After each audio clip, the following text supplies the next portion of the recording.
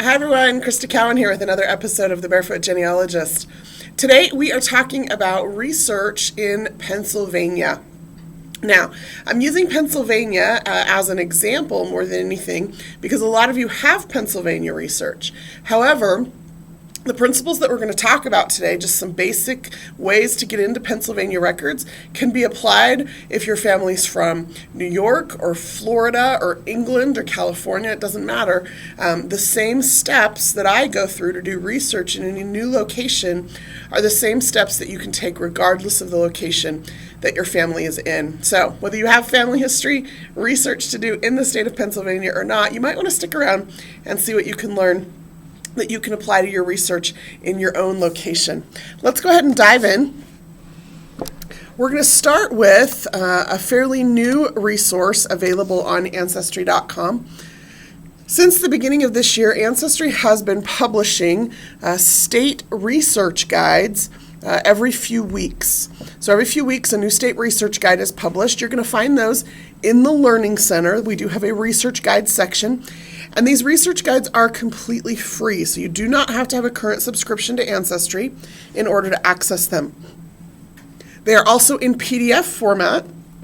We did that intentionally so that you can download them to your computer, have a copy for yourself, or even print them out. A lot of you I know like to have printed materials in hand to sit next to your computer so that you can refer to it as you research. So let's just come on over here to Ancestry. We're going to click on Learning Center, and you'll notice here there is a section for free research guides. And under there, if you just scroll down a little bit, you're going to see state research guides, and then you'll see the states that we have. Now, we are still in the process of creating these research guides, so not every state is represented yet. But by January of 2015, we expect to have all of them up. So you can just come in here. If your state is here, great. If it's not, just know that it's coming in the next few months at the very latest. Again, these are PDFs. They're usually between 4 and 8 pages long, just depends on how long the state's been a state. They provide some basic state history, which is important to understand. We'll talk about that in just a minute.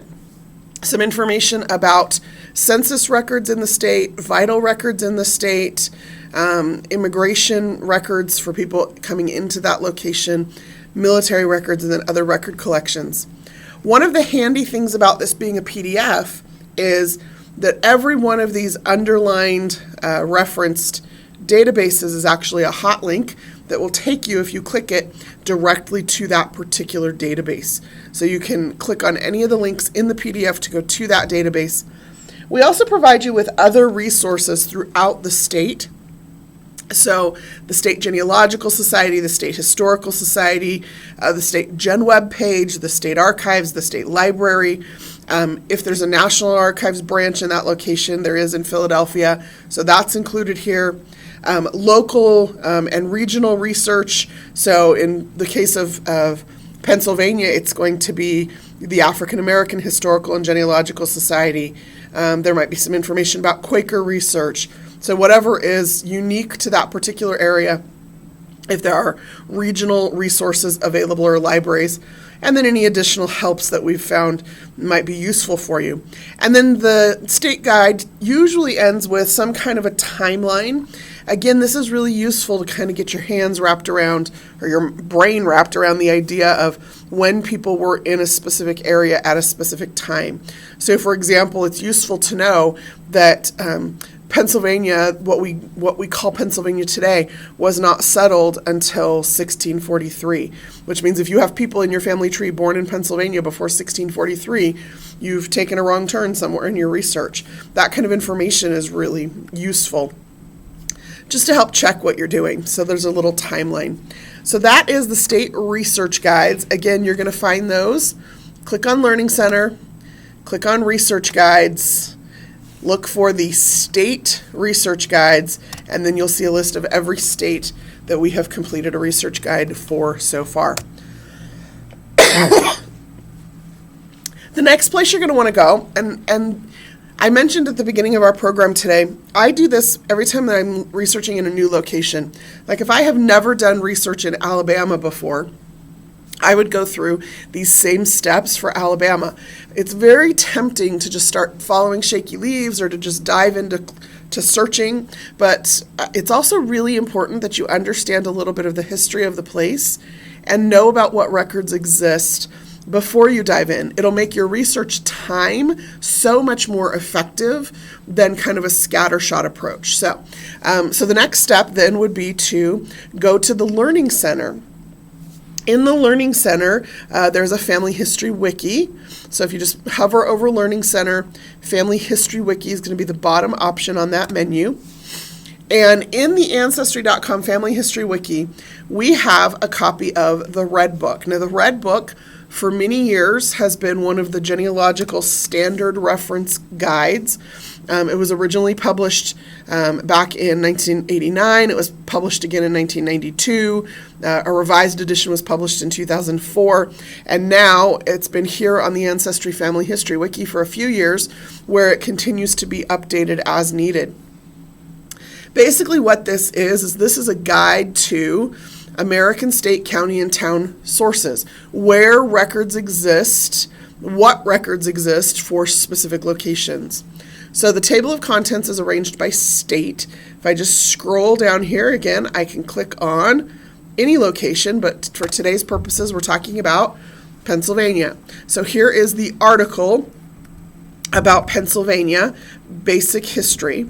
And then over here is what you're really going to want to pay attention to. We have these, again, some quick links or hot links here to specific kinds of records. So for example, if you're interested in learning more about birth, marriage, and death records in Pennsylvania, you would click on that Vital Records link. And what that's going to tell you is that there was a law that went into place in 1906. So even though people have lived in Pennsylvania for hundreds of years, the law was not passed until 1906 that statewide registration of births and deaths should happen. And even then, there was not compliance with that law, at least not consistently, for 10 years. So birth, marriage, and death records in the state of Pennsylvania, as we know them, do not exist until about 1916. Now, that doesn't mean there are not records from before that. It just means that they're not going to be all in one place or all in one database. It means they might be at a county courthouse or in a town hall or, they might be at the state archives, but just arranged by county instead of having a composite index for the entire state. So this article gives you some detailed information about where and how records were kept prior to that 1906 date and who has those records in many cases. So and you can do that with any kind of record. You can do that with land records, probate records, court, tax, cemetery, church, military, newspapers. I mean, any kind of record that you would use for genealogy, you just click on the link and it will explain how those records were kept, where those records were kept.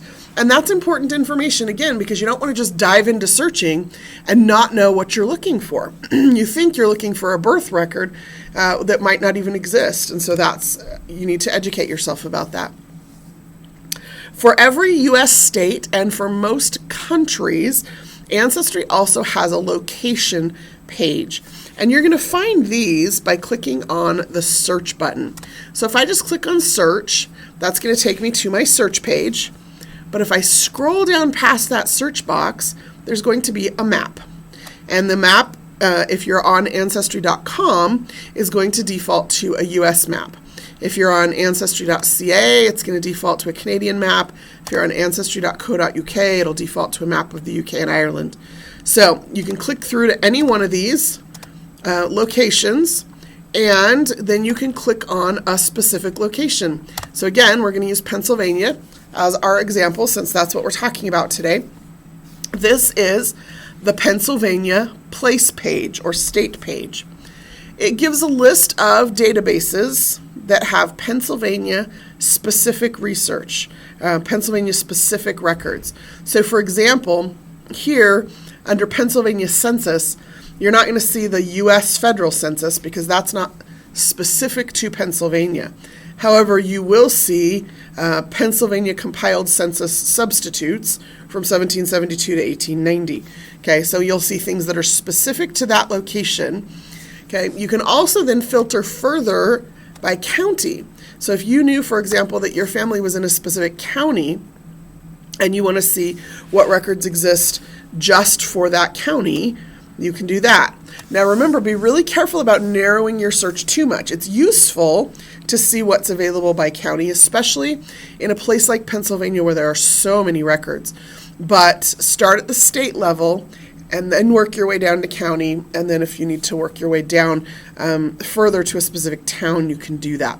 It's always better to start broad and get narrower for a lot of reasons, but genealogically, it makes a little bit more sense to cast a wide net and then narrow it down. You're more likely to see patterns, to catch information that you wouldn't have caught otherwise. Whereas if you start narrow, very often the temptation, especially when you're new at genealogy, is to find something that fits what you know about your family and plug that in and quit searching. And the reality is, if you had started broad, you might have found 7 or 8 people who fit what you know about your family, and then you have to work through a process of elimination. So much better if you start broad and then go a little bit more narrow. So I always start with the state level, and then if I want to narrow it down to the county, I can. There is another couple of things here available on this state page, and the first one is a history. Again, just a brief overview of settlement of the location, some interesting facts, just kind of timeline information to make sure that your research makes sense, that the conclusions you're drawing make sense. And then we have this resources tab. This gives information, again, about other places where you can go to get genealogical records for this particular location. So, for example, marriage and divorce certificates, the actual certificates themselves, are held by the courthouse in the county where the marriage license was issued or a divorce decree was granted. And so you might need to click through to this link. It'll take you to a Pennsylvania state government page that you can then look to see where the courthouses are in the specific counties where those events occurred. There's links directly to the state archives and the state libraries, to the historical societies, state genealogical societies. They also have Pennsylvania in particular, and more states are doing this, where the state themselves, in this case it's the state archives, are digitizing some of their own records. So Ancestry has records that we've digitized in conjunction with some of these organizations, but some of them are digitizing records themselves. And so you see things here in this particular list. You've got a lot of military records that they've digitized, Civil War veterans card files, Revolutionary War military abstract card files, World War I service medal application cards. These are the kinds of records that the state archives has deemed necessary to digitize and put online. And almost always, when a state archive or library has digitized these records themselves, they are free on the state archives webpage. And that is the case here. So always check to see what additional records are available through the state archives or the state library that might be online, and recognize that the majority of them are still not digitized. They're available offline. Okay, last thing here on this resources page is Chronicling America. Chronicling America is from the Library of Congress. They basically, what they've done is they have gone through and they have listed every newspaper that was ever published in the United States, when it was published, where it was published. And then they have also digitized some of those newspapers. So at the top level, they have a listing of all newspapers in existence, that have ever existed. Whether or not you can get your hands on a copy of that's another story.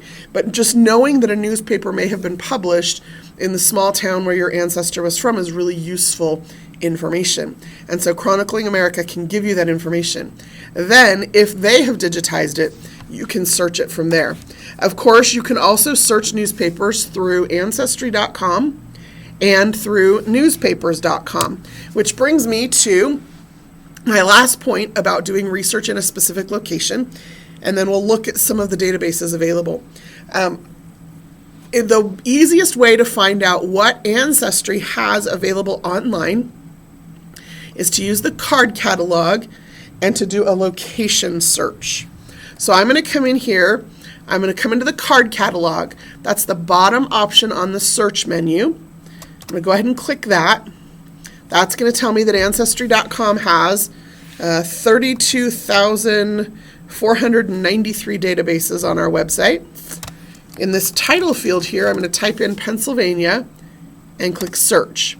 And that's going to tell me that Ancestry has 847 databases that contain Pennsylvania in the title, okay? Now, I now have filters down this left-hand side of my page. So if I'm looking specifically just for birth records, maybe I filter down to birth records. Well, there's 142 of those, okay? 142 databases with Pennsylvania in the title that have some kind of birth record in the database. I can then filter further by century or by decade, and I do that by clicking on any one of these links. So I can come in here and I can say I'm interested in birth records specifically from the 1840s, and of course we're still in Pennsylvania. And so then that's what I get as a list of those databases that fit that criteria. And then it's just up to me to determine, based on the title of the database, based on how many records are in the database maybe, and based on the database description, which I'm going to find when I click through to the database. If I scroll down past the search box, there's going to be a database description. This is going to tell me where Ancestry.com got these records. In this case, it was from the Historical Society of Pennsylvania.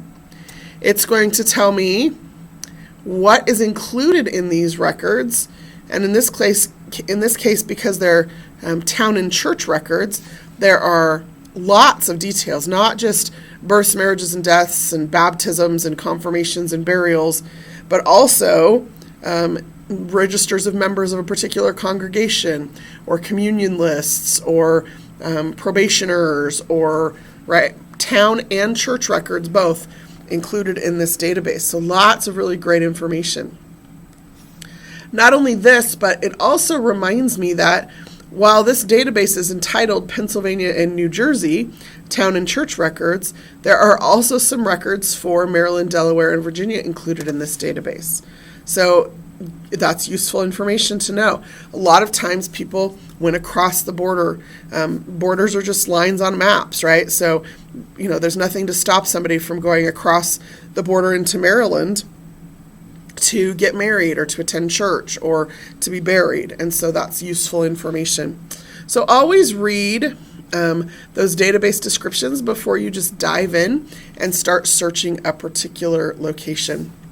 The other thing that you can do before you start searching, anytime Ancestry.com has images attached to a particular collection, we will provide you with a browse box over here on the right-hand side.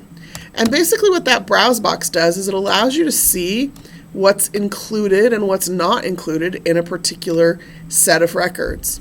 So I might come in here, I'm interested in Allegheny County. Specifically, I'm interested in Pittsburgh. I happen to know that my family that lived there was Presbyterian. And then I can see here are the 3 Presbyterian churches in Pittsburgh for which we have records. So maybe my family went to Springdale United Presbyterian Church. I can click on that and it will take me directly to the 56 images of records that are contained in this collection for that particular church. They start in 1874 and they go through 1910. So if my family lived there in 1830, this isn't going to help me. And that's, again, I've not wasted any time. I'm maximizing or making the most efficient use of my time researching by just checking things out like this.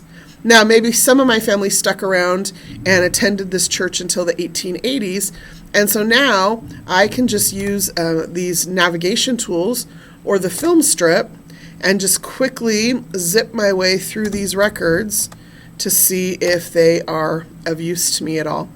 Okay, so you can still search them. That's still totally an acceptable way to do this, but not always the most efficient use of your research time. And so sometimes it's really useful to just use this browse box and see if the location you're interested in even exists. And then in that case, it's sometimes faster just to go through 40 or 50 images really quickly, especially when they're alphabetical. It makes it super easy to find the records that you're looking for. So these Pennsylvania town and church records, these actually are the most well-used collection of records out of the state of Pennsylvania. Part of the reason is because they cover almost 300 years. They start in 1708, they go through 1985. So that's really current and really far back. Many of us who are, when you're just getting started in genealogy, sometimes you kind of hit that 1850 wall. 1850, of course, being the year that every member of the household was very first enumerated in a census. And so if you're looking for parents of somebody from before 1850, sometimes it gets a little frustrating, like I said, especially when you're new to this and you're still trying to figure it out. And so these are the kinds of records that you want to be using to discover more about your family members. And remember, one of the things that I do is that I always search for surnames. Very rarely do I put in a given name, because what I'm looking for are records, not people. I'm looking for records about this family. And sometimes that record may just have an initial on it. Sometimes that record might be for my great-great-grandfather's brother. And that may be the record that lists the name of the parents. And my great-great-grandfather may not have any records that list his parents' names. And so remember, you're searching for entire families, not just specific individuals. And you're more likely to have success if you approach your research that way. So maybe just do just a surname search. I just did just a surname. That's the only thing I've searched. There's only 1,200 people with that last name in this particular location. I could then narrow it further by a specific county. If I thought that was going to be useful, I could come in here and I could say I want any event that occurred in Washington County, and now I'm down to 16. I could even say, well, really I want that county and the adjacent counties because sometimes they live just over the border. And even then, I only have 119 search results. And so then I might take this list.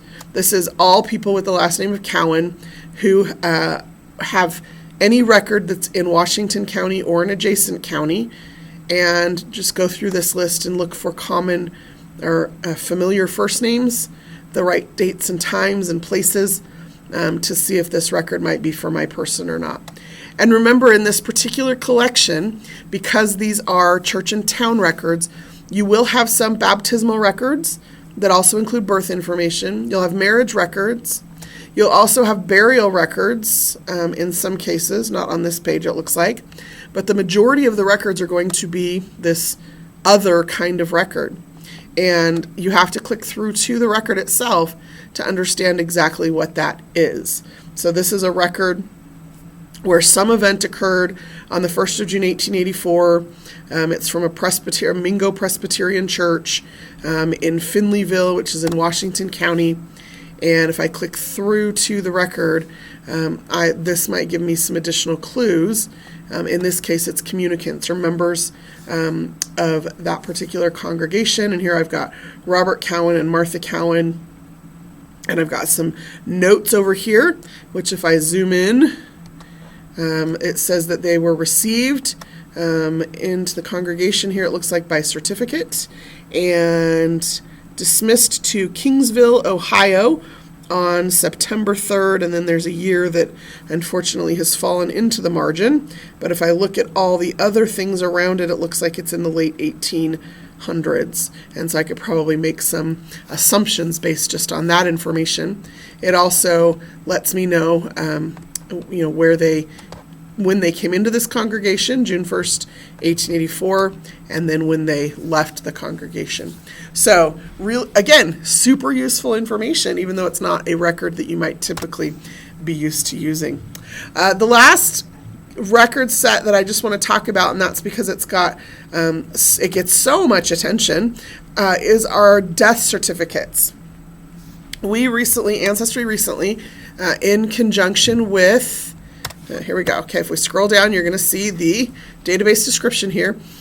In conjunction with the Pennsylvania Department of Health, Pennsylvania Historical and Museum Commission has digitized the actual certificates. This is not just an index.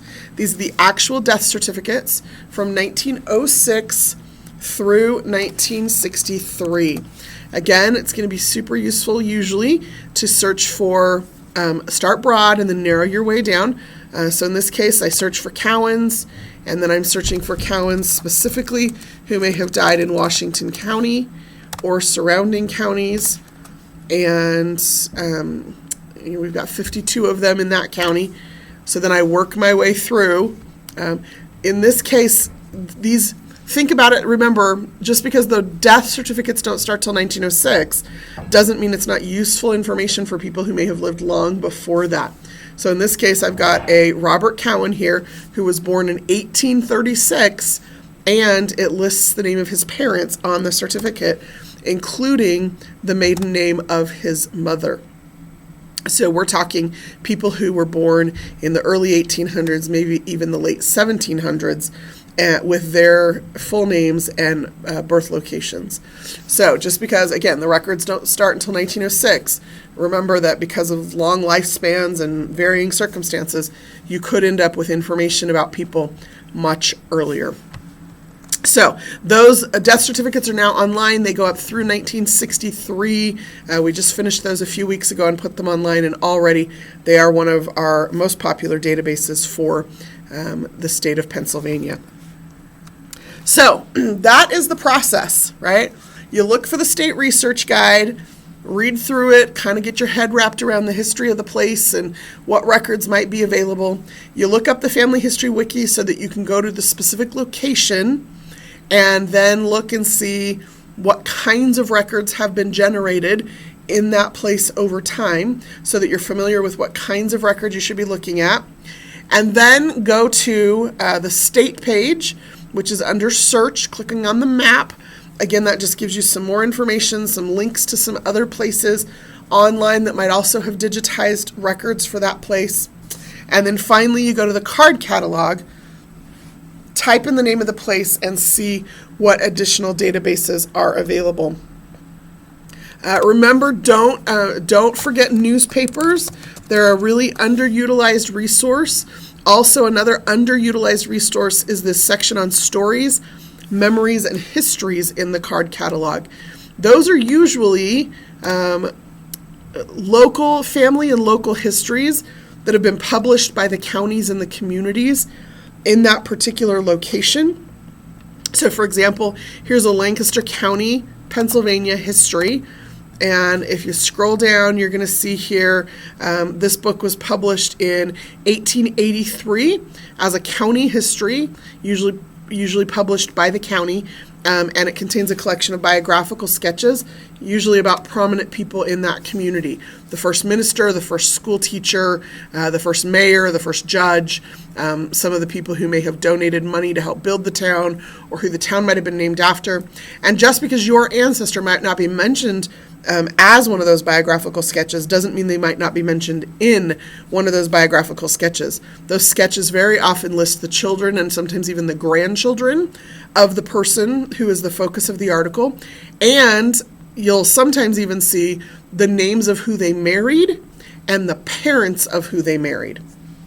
So you end up with sometimes 3 and 4 generations of family members listed in these biographical sketches with in-laws. So do not discount those local histories. Again, those are going to be found under stories, memories, and histories. I also mentioned don't discount newspapers. Ancestry has a very large collection of newspapers. Once you get to a specific state newspaper collection, in this case, there's 113 of them, you can quickly just skim through and see if the local town where your family members lived is included.